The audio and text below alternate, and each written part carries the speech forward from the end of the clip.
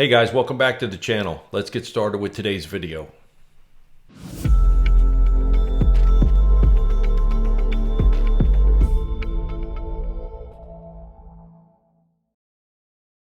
Hey guys, in this episode we're going to give an overview of image settings and exposure control to help you get the best video from your cameras.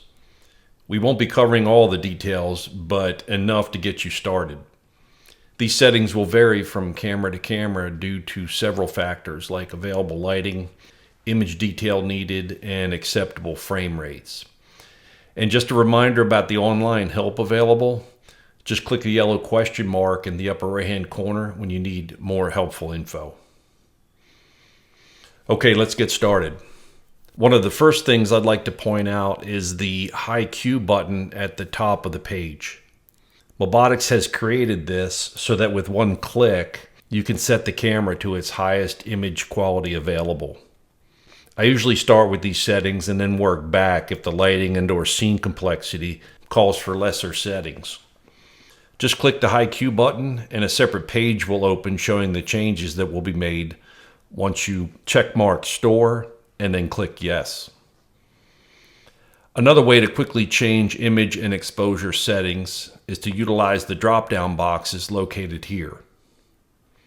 The middle one is for selecting a particular item, and the right one is for the changes available to that item. For the purposes of this tutorial, I'm going to choose Image Program from the middle box, and then one of the choices available by default from the right box. For example, by choosing Security Application, the image quality may diminish slightly, but the frame rate will be increased for security purposes.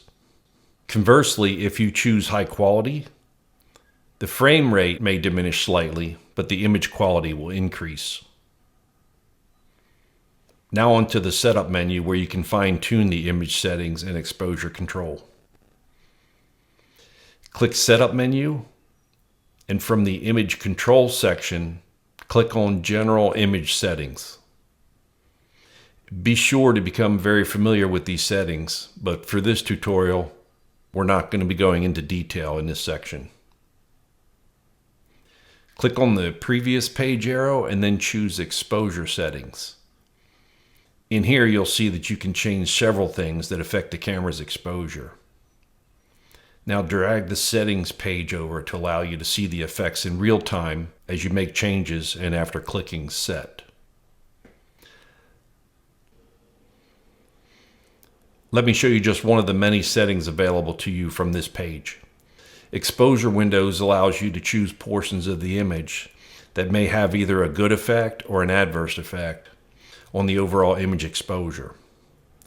Shadowed areas are a good example.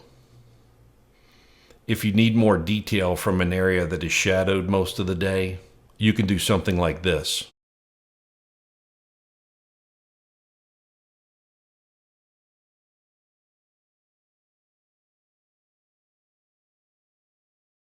I would highly suggest spending time here learning how all of these settings can affect the image, and don't worry about breaking things that you can't fix with the simple click of your mouse on the factory button at the bottom of most pages. This will return the settings of that particular page back to factory default so that you can start over with new modifications. One thing to note is that the camera I'm currently working from is a dual sensor module camera, and that is why you see a left and a right group of settings on this page. This allows you to change each sensor module separately, if you wish, when setting up a dual sensor camera. Well, that's about it, guys, and after you double check your preferred settings, remember to click Set, Close, and then OK from your last page to save those settings to the camera. Thanks again for joining us. We'll see you next time.